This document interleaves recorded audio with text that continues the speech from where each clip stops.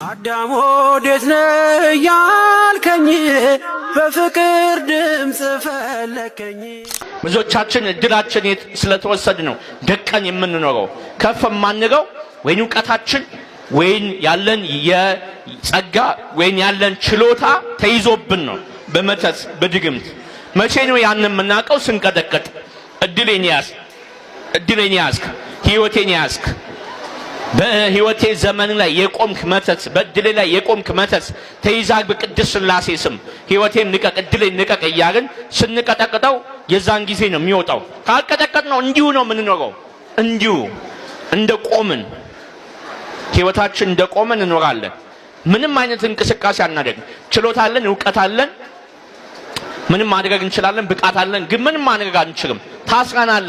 በሰንሰለት ስር ታስረን መሮጥ አንችልም፣ መንቀሳቀስ አንችልም። እዛው በዛው እንዳከራለን። ይሄ ድግምት ነው፣ ይሄ መተት ነው። ስለዚህ በምንድነው የምናሸንፈው? በጸሎት፣ በስግደት፣ በንስሐ፣ በጾም፣ በቅጥቀጣ ነው የምናሸንፈው። ይህን ስናደርግ ነው ከእግዚአብሔር ጋር ስንሆን ነው እንዲህ አይነትን መንፈስ ማሸነፍ የምንችለው። የፈለገ በሚሊዮን በሚቆጠር ገንዘብ ቢመተት ከአንድ መቁጠር አያልፍም። ከጸሎት የሚያልፍ ምንም አይነት ድግምት የለም፣ ምንም አይነት መተት የለም። ስለዚህ እድላችንን ማስመለስ አለብን። እድሌ መልስ፣ ጤናዬ መልስ፣ ሕይወቴ መልስ እያልን ልንቀጠቅጠው ይገባል፣ ልንተጋበት ይገባል፣ ልንሰንፍ ልናንቀላፋ አይገባም ወገኖቼ። ካንቀላፋን ከተኛን ከሰነፍን እሱ የበለጠ ስራውን ይሰራል። ለእድል ከተላከ ጤናችን አይነካም፣ እድላችን ላይ ነው የሚቆመው። እድላችን ላይ ይቆማል፣ በእኛ እድል ይኖራል። ትራንስፈር ነው የሚያደርገው። አሁን ባንክ ቤት ገብተን ገንዘብ ከአንድ ሰው ወደ አንድ ሰው ትራንስፈር እንደምናደርገው ወይንም በሞባይል ባንኪንግ ትራንስፈር በቀላሉ እንደምናደርግ ድግምት መተትም ከተላከ በቀላሉ ትራንስፈር ነው የሚያደርገው ወደ ሌላው ሰው እድላችንን። ይሄ እንዴት ሊሆን ይችላል? ይሄ እንግዲህ የመንፈሳዊ ዓለም አሰራር ነው፣ እኛ በማይገባን ሁኔታ ማለት ነው። ስለዚህ የ40 ቀን እድል እንላለን እኛ እንኳን አደገ እንዴ ልናማርር ስንፈልግ እግዚአብሔርን ግን የ40 ቀን እድላችን አይደለም የተያዘብን ድግምት ነው። የያዘብን እድላችን መተት ነው የያዘብን። ስለዚህ እግዚአብሔርን ከማማረር ወጥተን ስለ ሕይወታችን የያዘብንን መንፈስ እየቀጠቀጥን ማሸነፍ አለብን። ራሳችሁን ስታዳምጡት ራሳችሁን ስትሰሙት የሚመጣው ጻጻት ከሆነ እግዚአብሔር መንፈስ ቅዱስ በልባችሁ ውስጥ ገብቶ ጥፋታችሁን እንድታምኑ በህሊና በኩል እየወጋችሁ ነው ወይም ደግሞ እየመከራችሁ ነው ማለት ነው። ወደ ውስጥ ራሳችሁን ስታዳምጡት ቲቪት የሚሰማችሁ ከሆነ ዲያብሎስ አለ ማለት ነው። ሰው ይቅርታ አድርግልኝ እያለ ወይም ይቅርታ አድርግልኝ እያለችሽ ወይም እያለችህ ብቻ የሆኑ ሰዎች ይቅርታ አድርግልኝ እየተባልክ አንተ ልብህ ድንጋይ ከሆነ ግትር ካለ አንተ ውስጥ ያለው መንፈስ ቅዱስ አይደለም፣ ዲያብሎስ ነው። በቃ ድንድን ካልክ ልብህን ካሳበጥክ ማለት ነው። ሌላው ንስሐ መግባት እየፈለክ መስገድ፣ መጾም፣ መጸለይ እየፈለክ ግን ማድረግ ካቃተህ የእግዚአብሔር መንፈስ አይደለም። ይሄን እኮ መረዳት ያስፈልጋል። በቃ ውስጥህን ስታዳምጠው ጀጅ ማድረግ መገመት ያስፈልጋል። ወደሆነ ነገር ዲፔንድ ማዘንበል ያስፈልጋል። ኢንፍሉዌንሱ ወይም ተጽዕኖ ክፉ ከሆነ ክፉ መንፈስ ነው፣ ደግ ከሆነ ደግ መንፈስ ነው ማለት ነው። ለምሳሌ ሄጄ ላስቀድስ ነገ ጠዋት ተነስቼ ማስቀደስ አለብኝ ብለህ አላርም ሞልተሃል ወይም ሞልተሻል። ጠዋት ስትነሳ በጣም ዱካክ የሚለቅብህ ጭራም ብለህ ስልኩን ዝግት አድርገህ ዝም ብለህ የምተኛ ከሆነ የእግዚአብሔር መንፈስ አይደለም። በዚህ መረዳት ያስፈልጋል። ነው እንደ አልጄሪያው ልታስተኛኝ ብሎ ብድግ ብሎ ፊትን ትጥብጥብ አድርጎ ፀጉርን ብስብስ አድርጎ ቶሎ ብሎ ንቅጥቅጥ ብሎ ነጠላ ለብሶ ጥርግ ብሎ ሄዶ ቅዳሴ ላይ መገኘት በቅጽበት በ10 ደቂቃ ውስጥ ቤተ መቅደስ ተገኝቶ ማስቀደስ። ከዛ በኋላ ሰይጣን ወገቡን መስበር አስቀድሶ መምጣት። በነገራችን ላይ ቅዳሴ በጣም ትልቅ ጥቅም አለው። እሺ ግዕዙን ሰማችሁትም አልሰማችሁትም በጣም ትልቅ ጥቅም አለው። የዛር መንፈስ ወገቡን የሚመታው በቅዳሴ ነው። ረጅም ሰዓት ስትቆሙ ልፍስፍስ የምትሉት የምታዛጉት የምትንጠራሩት ድክም የሚላችሁ ስጋም መንፈስም ሁለቱም ደካሞች ስለሆኑ ነው። እርኩሳን መናፍስት በራሳቸው መቆም አይችሉም። በእኛ ውስጥ ሆኖ ነው የሚቆሙት አይደለም። እኛ ውስጥ ሆኖ ግብር ያስገብራሉ፣ ግብራቸውንም ያገኛሉ። ግን አብሮ የተወለደው መንፈስ የኔ ነው ብሎ ስለሚያስብ ይሄ ስንክሳር ላይ ተጽፏል። አንድ ካህን ሊቀድስ ወደ ቤተ መቅደስ ሲገባ እላዩ ላይ ያሉት መናፍስቶች እንደ ንብ የሰፈሩበት መናፍስቶች በር ላይ ይጠብቁታል ይላል። አቅርቤዋለሁ የነፍስ ማዕድ ላይ። ከዛ ቀድሶም ጸልዮም ብሎ ሲወጣ ደግሞ እነዛው መናፍስቶች እንደ ንብ ይሰፍሩበትና አብረውት ደግሞ ይሄዳሉ ብሎ ተጽፏል። ይሄ ማር ይስሐቅ አረጋዊ መንፈሳዊ ፊልክስዩስ ላይ በሰፊው አብራርቶታል። እንዲያውም እና ልናስቀድስ በምንሄድበት ሰዓት መናፍስት አብረውን ቢመጡም እንኳን አብረውን ሊቆሙ ቢሞክሩም እንኳን በተደጋጋሚ በማስቀደስ በማዛጋት በማንጠራራት በመሰልቸት ሊወጡ ይችላሉ። በትነት መልክ ሊወጡ ይችላሉ መናፍስት። ስለዚህ አባቶች ረጅም ሰዓት ቆመን እንድናስቀድስ ያደረጉት እግዚአብሔር የማይሰማ ሩቅ አገር ሆኖ በጣም ብዙ ጮኸን የሚሰማ ሆኖ አይደለም። ስጋን ለመግራት በተደጋጋሚ ተናግሬያለሁ። መናፍስትን ወገብ ለመምታት ለማሰር፣ እንደገና ደግሞ ትዕግስትን ለማስተማር፣ ጽናትን ለማስተማር እንደገና ይበለኝ ብዙ ወደ ዓለም ዞሬ ነበረ። ዓለም ላይ ተንከራትቼ ብዙ ቦታ ሄጄ ነበር። 2 ሰዓት ቅዳሴ ምን አለበት? ሰው 2 ሰዓት ቆሞ ኳስ ያያል አይደለም እንዴ? ለእግዚአብሔር ቆሜ እንደ መላእክት ብጸልይ መላእክቶች ቆመው ቅዱስ ቅዱስ እንደሚሉት እኔስ ብል ምን ችግር አለው? ስጋዬን ለነፍሴ ማስገዛት ግዴታዬ ነው ብሎ ማለትን እንድንማር ነው ቅዳሴው ረዘም እንዲል የተፈለገው። ይሄንን ማስተማር በሳምንት 1 ቀን 2 ሰዓት ቅዳሴ መቆም በጣም እኮ ትንሽ እኮ ነው ቤተሰቦች፣ በጣም ትንሽ እኮ ነው። ይሄ በሳምንት 1 ቀን ለ2 ሰዓት ያክል መቆም አቅቶን ከሆነ ጠዋት ተነስተን ኳስ ሜዳ ሄዶ ኳስ የሚጫወቱ ጎረምሶች ጋር ለመሄድ የምንፈልግ ጠዋት ተነስቶ ቡና ለመጠጣትም ሆነ ለመዝናናት የሆነ ቦታ ላይ ካፌ ቁጭ ብሎ ጋዜጣ ለማንበብ መጽሔት ለማንበብ ፖለቲካ ዜና ለማየት ምናምን ወደዛ የሚገፋፋን ከሆነ እኛ ውስጥ የእግዚአብሔር መንፈስ እየሰራ አይደለም። በቃ አጅሬው በደንብ አድርጎ እግሩን ዘርግቶ ፍልስፍናውን እያነበበብን ነው ማለት ነው። ስለዚህ ራሳችንን ስናየው ራሳችንን ወደ ውስጥ በመንፈስ ቅዱስ መነጽር በወንጌል በመጽሐፍ ቅዱስ ወይም ደግሞ በእግዚአብሔር ቃል መነጽርነት ራሳችንን ስናየው ብዙ የምንተማመንበት ማንነት የለንም። በቃ እግዚአብሔርን ተደግፈን ነው መኖር የምንችለው። በራሳችን የምንቆም አይደለም። ለዚህ ነው ቅዱስ ጳውሎስ ማንም የቆመ ቢመስለው እንዳይወድቅ ይጠንቀቅ ያለው። ማንም ራሱን ማመን የለበትም። ለዚህ ነው የሚወድ የሚኖር ራሱን ይካድ፣ መስቀሉን ተሸክሞ። መስቀሌን አላለም፣ መስቀሉን። የየራሳችን መከራ መስቀል አለን። ለክርስቶስ ምን ገልጽበት የፍቅር መስቀል አለን። ራሳችን መስቀሉን ተሸክሞ ይከተለኝ ነው የሚለው። ስለዚህ ክርስቶስን መከተል የምንፈልግ ማተብ አስረን ከሆነ መዳን የምንፈልግ ከሆነ ሰይጣን እንዲወጣልን አይደለም መጸለይ ያለብን። ቆመን የምናስቀድሰው ሰይጣን እንዲሄድልን አይደለም። አምልኮ መፈጸም አለ። ትክክለኛ ለእግዚአብሔር የሚሰጥ አምልኮ አለ። ልብን መስጠት፣ ማንነትን መስጠት። አንተ በእኔ ላይ ስራብኝ፣ ሁሉ ነገሬን ተገልገልበት፣ በቃ እኔ አንተ ነኝ እንደፈለግክ አድርገኝ ብሎ ራስን መስጠት፣ ማምለክ። ልክ እንደ መላእክቶች ማምለክ። ቅዱስ ቅዱስ ቅዱስ እግዚአብሔር አንተ ፈጥረኸኛልና ለገነትና ለመንግሥተ ሰማያት ያዘጋጀኸኝ ለሲኦል አልተዘጋጀሁም ብሎ ራስን ለዛ ነገር ማጨት። ከዛ በኋላ ሌላው ነገር ሁሉ ሲሄድ ታዩታላችሁ። ለዚህ ነው መዝሙር 90 ላይ በአጠገብህ ሺህ በቀኝህም 10 ሺህ ሲወድቁ ታያለህ ይላል። ዝም ብለህ ታያለህ ነው የሚለው አይደል? አንብብላችሁ መዝሙር 90 እሱን አንብቤ ትምህርቱ ልጨርሰው። አጠገቤ አጋጣሚ መጽሐፍ ቅዱስ የለም፣ ይቅርታ አድርጉልኝ። እሺ፣ በሞባይሉ ከሆነ መዝሙር 91 ነው የሚያደርገው። አንዳንድ ማስታወቂያ ምናምን እንደዚህ የምትሰሩ ባነር ምናምን የምትሰሩ ሰዎች መዝሙር 90 አደረግን ብላችሁ ምዕራፉን ሳይሆን መዝሙር 91 ነው የሚለው እና የሞባይሉን አትጠቀሙ። ብዙ ጊዜ እንዲህ ይላል፣ የዳዊት የምስጋና መዝሙር 90 በልዑል መጠጊያ የሚኖር ሁሉም በሚችል አምላክ ጥላ ውስጥ ያድራል።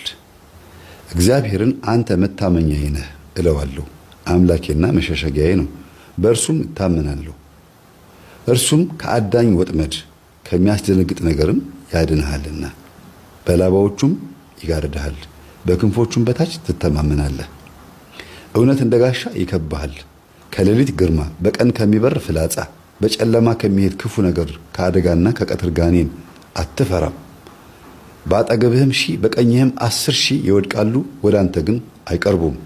በዓይኖች ብቻ ትመለከታለህ፣ የኃጥአንን ብድራት ታያለህ። አቤቱ አንተ ተስፋዬ ነህና ልዑልን መጠጊያ አደረግክ። ክፉ ነገር ወደ አንተ አይቀርብም፣ መቅሰፍትም ወደ ቤትህ አይገባም። በመንገድ ሁሉ ይጠብቁህ ዘንድ መላእክትን ስለ አንተ ያዛቸዋልና፣ እግርህም በድንጋይ እንዳትሰነካከል በእጆቻቸው ያነሱሃል። በተኩላውና በእባቡ ላይ ትጫማለህ፣ አንበሳውንና ዘንዶውን ትረግጣለህ። በእኔ ተማምኗልና አስጥለዋለሁ፣ ስሜንም አውቋልና እጋርደዋለሁ። ይጠራኛል እመልስለትም አለሁ። በመከራውም ጊዜ ከእሱ ጋር እሆናለሁ፣ አድነዋለሁ፣ አከብረውም አለሁ። ረጅም ዕድሜ አጠግበዋለሁ፣ ማዳኔንም አሳየዋለሁ ይላል። ደስ አይልም? በቃ ይሄንን በየቀኑ ጸልያችሁ ስተኙ ስትነሱ። መዝሙረ ዳዊት እኮ ነፍስን እኮ የሚያረካት። መዝሙረ ዳዊት የሚጸልይ ሰው በህይወት ዘመኑ ሰዎችን ሳይረዳ ሰዎችን ሳያግዝ አይኖርም። ከራሱ አልፎ ለቤተሰቡ የሚተርፍ በብርሃን የተሞላ ሰው ነው የሚሆነው መዝሙረ ዳዊትን የሚጸልይ ሰው። ስለ መዝሙረ ዳዊት ያላቸው አመለካከት መለወጥ አለበት። በጣም በጣም የሚገርም ጸሎት ነው። የምድራችን የረጅም ዓመት ጸሎት ጻድቁ አባታችን አቡነ ተክለ ሃይማኖት መዝሙረ ዳዊትን በቀን ስንት ጊዜ እንደሚጸልዩት ገድላቸውን አንብባችሁ የምታውቁ ሰዎች በጣም የሚገርም ነው። በአንድ ቀን 3 ጊዜ 4 ጊዜ የሚጸልዩት ነበሩ። 7 ጊዜ የሚጸልዩት አባቶች ነበሩ። ሙሉን እኮ 150ውን መዝሙር እኮ ነው እየሰሩ ጸሎቱ ባፋቸው ስለሆነ መዝሙረ ዳዊት። ታዲያ እንደዚህ ሆኖ እንዴት ነው መላእክት የማይገለጡላቸው? መዝሙረ ዳዊት እኮ ማለት እኮ እኔ ኃጢአተኛ ነኝ፣ በዙሪያ ያሉ ሰዎች ኃጢአተኞች ናቸው፣ ማረን፣ ይቅር በለን፣ አጥፍተናል፣ በድለናል፣ እስከ መቼ ነው ዝም የምትለን? ሁሉንም እኮ ያዘ እኮ ነው። ይወቅሳል፣ ከዛ ደግሞ ይለምናል፣ ከዛ ደግሞ ያመሰግናል። አንዴ ራሱን ሆኖ፣ አንዴ ነፍስን ሆኖ፣ አንዴ ስጋን ሆኖ፣ አንዴ መንፈስን ሆኖ፣ አንዴ ህዝብን ሆኖ ይጸልያል። ሁሉንም ያማከለ እኮ ነው መዝሙረ ዳዊት ቤተሰቦች። እና የዛር መንፈስ ወገቡን የሚመታበት ጸሎት ነው። እንደው መዝሙረ ዳዊት በሳምንት አንድ ቀን ተለማመዱ እስቲ። አርጋኖንና መዝሙረ ዳዊት እመቤታችን ቅድስት ድንግል ማርያም የምትመሰገንበት አርጋኖን አለ በሳምንት አንድ ቀን። መዝሙረ ዳዊትም ደግሞ በሳምንት አንድ ቀን ጸልዩት እስቲ። ከቻላችሁ 3 ንጉስ 30 እስከ መዝሙር 30 ድረስ ማለት ነው። 3 ንጉስ ማለት አንድ ንጉስ 10 ምዕራፍ ነው አይደል የሚይዘው? 10 እና እንዲህ አድርጋችሁ ብትጸልዩ ተጠቃሚ ትሆናላችሁ። እዚህ ገጠመኝ ውስጥ የምትማሩት 2 ነገር አለ። አንደኛ የበሽታዎች ሁሉ ምንጭ ዲያብሎስ ሊሆን እንደሚችል የአቡነ ሀብተ ማርያም ገድል ያነበበ ስለ በሽታ መናፍስት በደንብ ያውቃል። እንደገናም ደግሞ ባልነቃንበት ዘመን ምን ከፍለው ዋጋና በነቃንበት ዘመን ቶሎ ብለን እንዴት ብለን እርምጃ እንደምንወስድ የሚያሳይ ገጠመኝ ነው። እና እንደዚህ ሆንኩኝ ታመምኩኝ ምናምን ስትሉ መጀመሪያ እርምጃ መውሰድ ያለባችሁ ስራህን አቆም ነው። በእኔ ላይ እንዲህ የምታረግ መንፈስ ስራህን አቆም። ለምሳሌ መኪና አደጋ ተፈጠረን በል፣ እንደ ህፃኑ ልጅ በተዘዋዋሪ መንገድ ልጁን የገደልኩት እኔ ነኝ አለ አይደል? ያስገበርኩት እኔ ነኝ አለ። ወደ ሆነ ክፍለ ሀገር ስትሄዱ ከሰው ጋር ብትጣሉ ወይ መኪና ቢገለበጥ ወይ የሆነ ችግር ቢፈጠር ለዛ ነገር ተጠያቂው መንፈሱ እንደሆነ መጀመሪያ መጠርጠር አለባችሁ። ለምን እግዚአብሔር እንደዚህ ያደርጋችሁ? በራሳችሁ ፍቃድ ተነሳስታችሁ ጥፋት ልታጠፉ ትችሉ ይሆናል። ሰይጣን በሌለበት ቦታ የሰው ነፃ ፈቃዱ በራሱ ሌላ ጥፋት ነውና፣ ግን ደግሞ ሁልጊዜ እንደሚያገሳ አንበሳ በዙሪያችሁ የሚውጣውን ፈልጎ ይሽከረከራል የሚለው ደግሞ ጥቅስ መርሳት የለባችሁ። ዲያብሎስ የሚውጣውን ፈልጎ ሁልጊዜ ነው የሚለው፣ ዘወትር የሚውጣውን ፈልጎ እንደሚያገሳ አንበሳ በዙሪያችሁ ይዞራል ይሽከረከራል ነው የሚለው። ሁልጊዜ ነው የሚከታተለው፣ ከውስጥም ይሁን ከውጭ ይከታተላል። ስለዚህ ዘወትር መጸለዩ ይጠቅማል።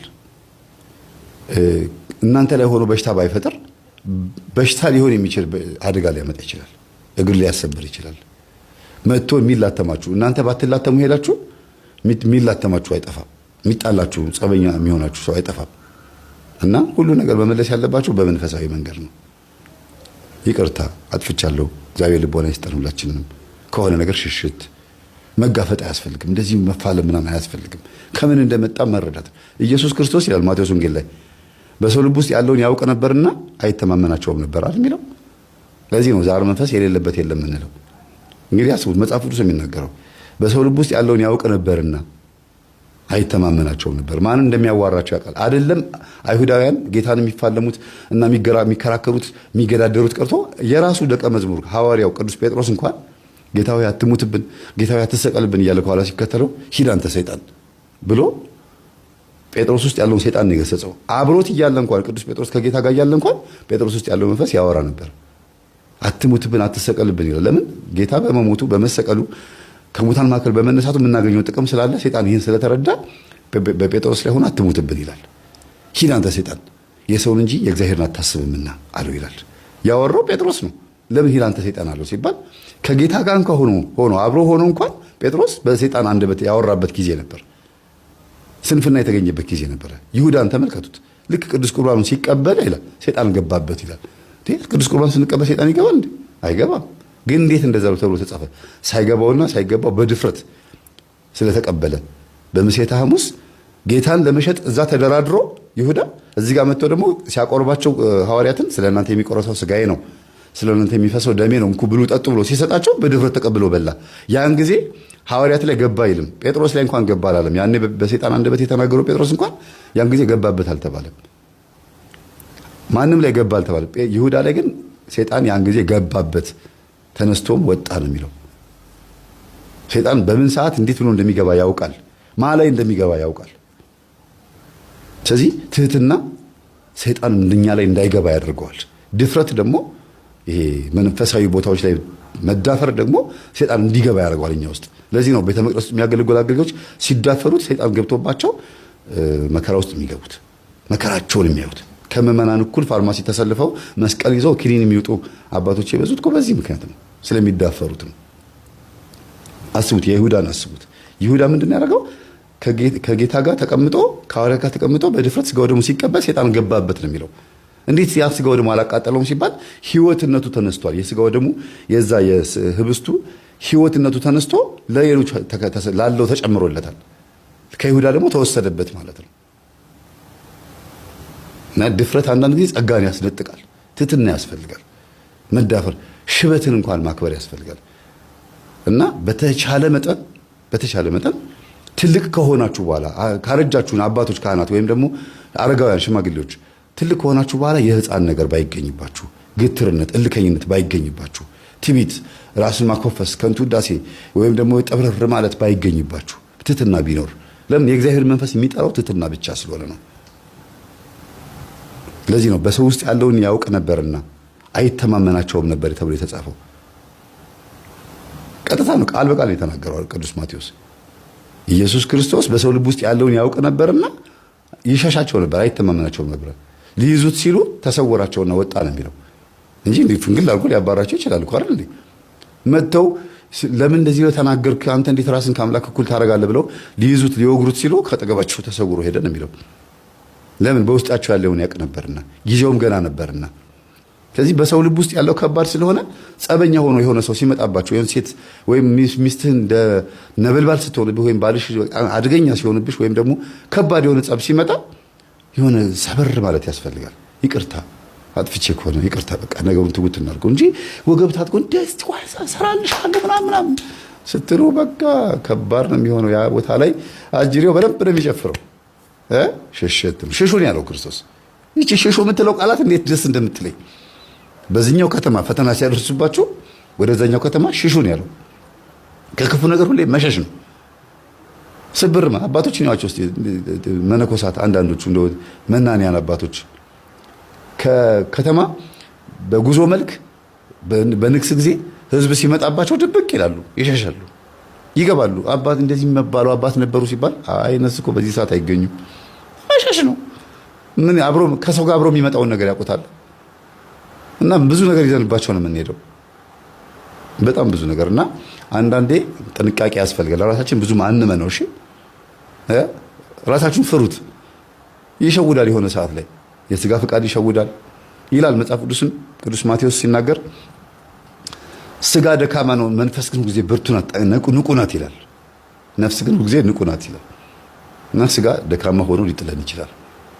ስለዚህ በንቋ በነፍሳችን በኩል ወይ በመንፈሳችን በኩል ስጋችንን ማሰገድ አለብን። ስገድ፣ ነገ ትንሣኤህን ታያለህ፣ ገነት መንግሥተ ሰማያት ትወርሳለህ። በሞት ትንሣኤም አለ እኮ። ለምሳሌ በመጨረሻው ዘመን ነጋሪት ሲጎሰም መለከት ሲነፋ፣ ቅዱስ ሚካኤል መለከቱ ሲነፋ ሁላችንም ከሞትንበት አጥንታችን ስጋችን ተሰብስቦ ስጋ እንትን አንበሳም የበላው ጅብም የበላው ምንም ያደረገው ገደልም የገባ አጥንቱ ተሰብስቦ ይቆማል። ወንድ ልጅ የ30 ዓመት ሴት ልጅ የ15 ዓመት ልጅ ሆና ፊት ለፊት ይቆማል በእግዚአብሔር ፊት። ከዛስ ሲፈረድብን ወይም ሲፈረድልን ከለበስ ነው ከዛው ስጋ ጋር ነው ገሃነም ገነትም ነው መንግስተ ሰማያት የምንገባው። ከባድ ነው አይደል? ሁሉም ከሙታን መካከል ይነሳል፣ ስጋውን ይለብስና ፍርዱን ይቀበላል ይላል።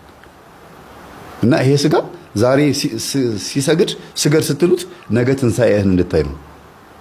ስጋዬ ለነፍስ ተገዛ ስጋዬ አይደል? ይሄ መዝሙር ታስታውሳላችሁ አይደል? የንስሐ መዝሙር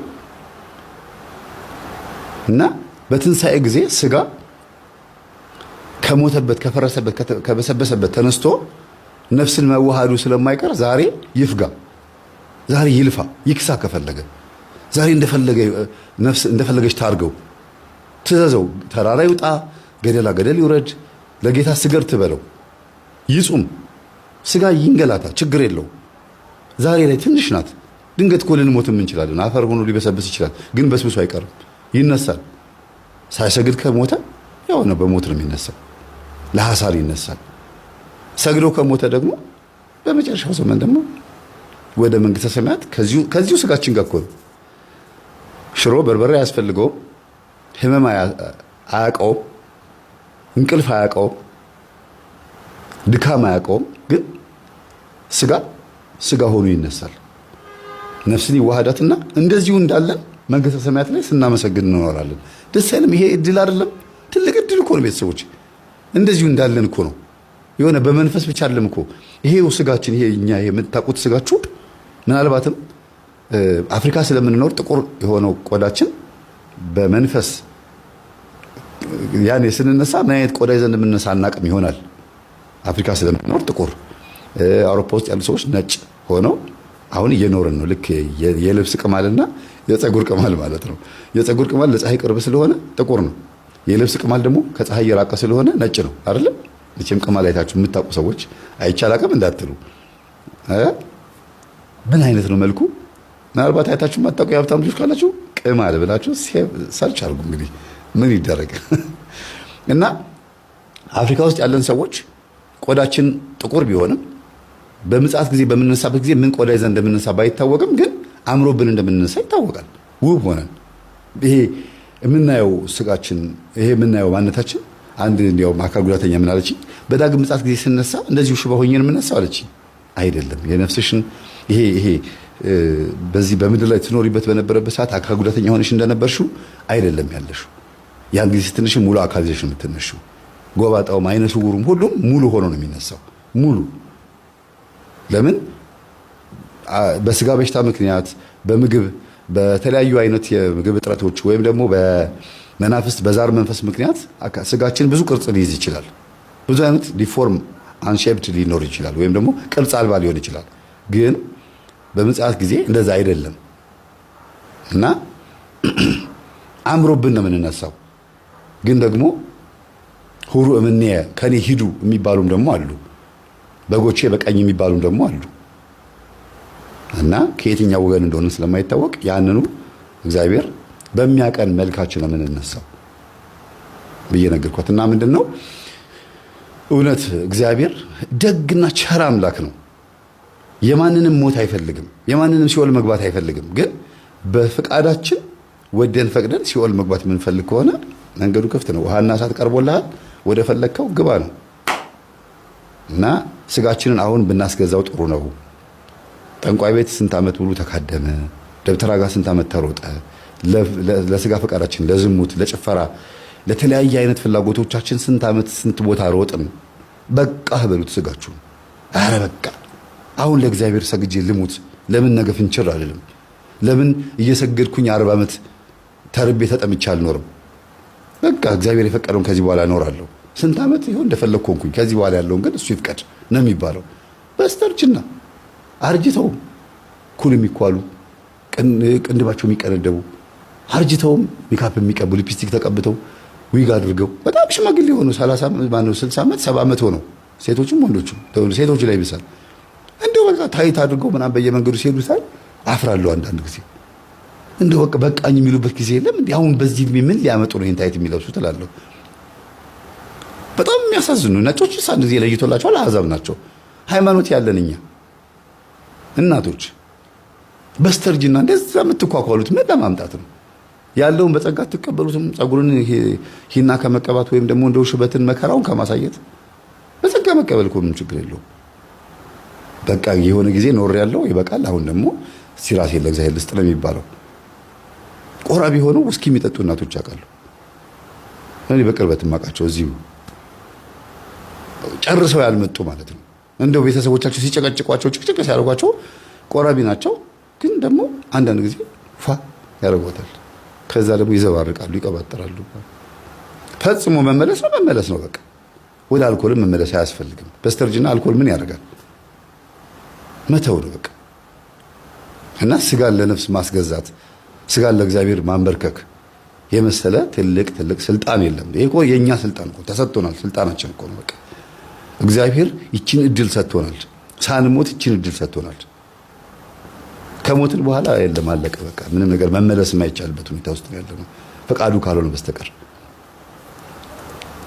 ስለነበረ ሰዓቱ አምላካችን ስም የተመሰገነ ይሁን። ሰላም ይፈርዱ ነበር እናታችን ይፈርዱ ነበር እንዴ? ሳይ ይፈርዱ ነበር። ምን እያሉ? እኔ እንግዲህ ያዩትን ይፈርዱ ይናገሩ ነበር። በእነዚህ አይነት መንፈሶች የምንኖረው ኑሮ እና ያሳለፍናቸው ዘመኖች አቅጣጫቸውን ስተው ሌላ በሆኑ የሚያስገርም አይደለም። ስንት አመት ፈረዱ ግን? አረ ወደ 50 አመት ይሆናቸዋል። እኔ እንኳን ተገባው 30 አመት ሆነኛል። 50 አመት ሙሉ? አዎ። ሰዎች ይመጣሉ? ይመጡ ነበር። ብዙ ሰው ይመጣ ነበር። አሁን ተከለከልን፣ ግን 7 አመት ሆኖናል። ልጆቼ እንኳን ይዳኑ። እኔ አንዴ ተነክሬያለሁ። ልጆቼን እንኳን ይዳኑ። ቤትም ያሉት ውጭም ያሉት ሁሉም በሽተኞች ናቸው። የሚገርም ነው። እነዚህ ዛሮቹን መጥሪያ ነው። አልፈርድ ሲል ወይም ደግሞ ሀሳብ አላመጣ ሲል ሲደረግለት ይመጣል። ከዛ በኋላ ስምና እስቲ ቃጭል የምትወድ ዛር እኔ ግደል ነው የተባልኩት። ምን አላት አሁን እሷ ትንሽ ልጅ እኮ ምን አላት? በቃ ግደል አጥፋ ነው የተባልኩት። በቃ ምንም ነገር በቃ ውጭም እንዳትሄድ፣ እዚህም ሰርታ እንዳትበላ፣ እንዳትኖር፣ ትዳር እንዳትይዝ፣ በቃ ብዳ ባዶውን እንድትቀር በቃ ወይ እንድታብድ ወይ እንድትሞት ነው። እጇን እንዴት ያደርጉ? ከውቃቢ በስተጀርባ መወለዳችን የሚያስከትልብን ነገር መቋጫ ያጣ ሁኔታ ነው። ሁሌ መጀመርና መሮጥ ነው። በይበርች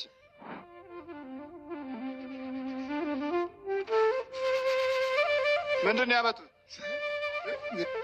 ምንድነው ያ? ሳያውቁ ፌት ድሮ እስቲ ምንድነው እሱ? ከአንካሴው አልቀረም። ልብሱንም አምጥቻለሁ። ሁሉንም ምንም ኮተት አልቀረ። ለቅሜ አጥንቻለሁ። ምንድነው ኮተቱ? አንካሴ፣ ልብስ፣ ካባ ምናምን። ምን የነበረ ነው? ይፈርዱ ነበር እንዴ? ይፈርዱ ነበር። ይገርማል። ስንት ኧረ በለው። ወደዚህ ሁኑ፣ ወደዚህ ሁኑ። አንካሴና ጦር አጀበጀ አንካሴና ጦር ስንት አመት ፈረዱ? ስንት አመት ፈረዱ? ሽላጎን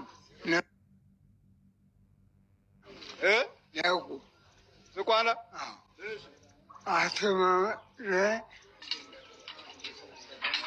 ሸሽተው ይሄዱ። ታሪኩን ነግረውናል።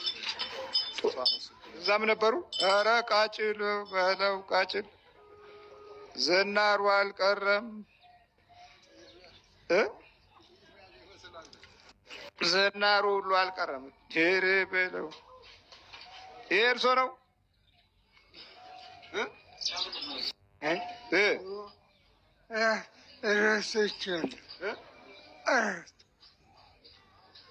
ይፈርዱ ነበር እናታችን?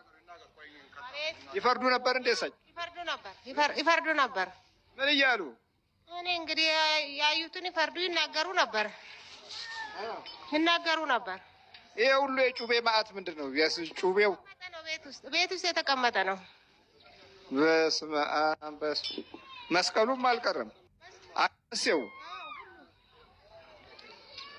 ባላ ባልቸው። ኧረ ጉድ ነው እንዴ! አንድ